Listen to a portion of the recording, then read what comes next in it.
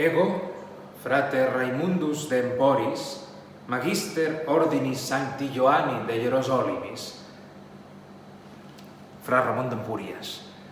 M'han demanat que destaqui una peça d'aquest museu, i jo vull destacar aquesta. Un Pectem Maximus, una petxina que els peregrins que anaven a Sant Jaume de Compostel·la es penjaven al coll de viatge de tornada, com a record i símbol d'aquest peregrinatge. La meva ordre, la de l'Hospital de Sant Joan de Jerusalem, es dedicava a protegir aquests peregrins.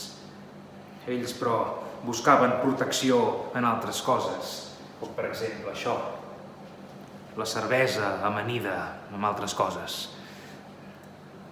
Això, si volen, ho poden tallar.